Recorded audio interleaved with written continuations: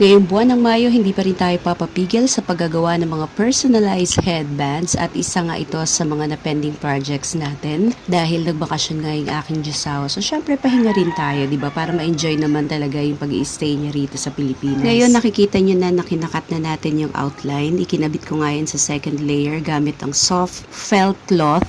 Yung first layer natin, yung kulay white dyan, hard felt cloth yung gamit ko. Since naka-order na ako sa online ng soft, sayang naman kung hindi ko siya gagamitin. Kaya lang para sa akin, mas magandang gamitin yung hard felt cloth kasi tuloy-tuloy lang tayo sa pagkakat, hindi katulad nito medyo may kalambutan. Kadalasan nga sa mga order sa atin sa personalized headbands ay ganito ang color combination, white, pink, pink and purple. Talaga namang napakaganda sa mga mata. Ngayon, ang nakikita nyo naman, dinidikit na natin ito sa third layer. Bale, ito na nga rin yung pang finale natin. Gamit ko pa rin dito ay ang soft felt, pero mas darker color to kaysa dun sa naging second layer natin kanina. After nga nating maidikit, same process pa rin tayo. Gugupitin pa rin natin yan hanggang matapos ang buong pangalan. Ilang taon ko na rin itong ginagawa kaya medyo madali na lang sa akin yung pag-outline. Pero kung halimbawa baguhan pa lang tayo, syempre kailangan ng ingat lalo na kung nasa last layer na tayo kasi pang finale na to, pag nagkamali tayo,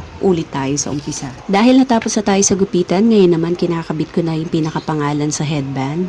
Glue stick nga lang ang gamit kong pandikit dito. Mamaya ipapakita natin sa dulo kung paano yung paglalak para siguradong kapit na kapit at hindi na siya matatanggal. Ngayon naman ilalagay na natin yung tatlong bulaklak natin dito. Bali rose lang yung nilagay natin para simpleng-simple babagay kay baby. Ito naman yung sinasabi ko kanina na magiging pinakalock natin kahit glue stick lang ang gamit natin. Siguradong hindi na ito matatanggal. Lalagyan nga natin yung magkabilang dulo ng pangalan para pampakapit. Depende rin kung halimbawa mahaba yung pangalan, nilalagyan ko rin to sa gitna para siguradong hindi siya aangat. Syempre sisiguraduhin lang natin na idikit natin to ng maigi para siguradong walang mababakla sa kanila kahit isa. Nakabitan na nga natin yung kabilang dulo, ngayon naman lalagyan natin yung bandang gitnang parte at yung kabilang side naman ng pangalan. Ganyan lang yung ginagawa nating lock niyan. Tinatansya ko na lang yan, wala na siyang sukat. Pag natapos tayo dyan, sunod naman natin yan sa may pinakabulaklak, lalagyan din natin syempre yan ng lock. Tinansya lang din natin yung pinaka-oblong nito at sigurado namang maglalaki to dulo-dulo. So ganyan lang naman yung ginagawa natin sa paggagawa ng personalized headbands. Bali sa headband na ginawa natin, ang pinagawa nga pala sa akin dito ay 10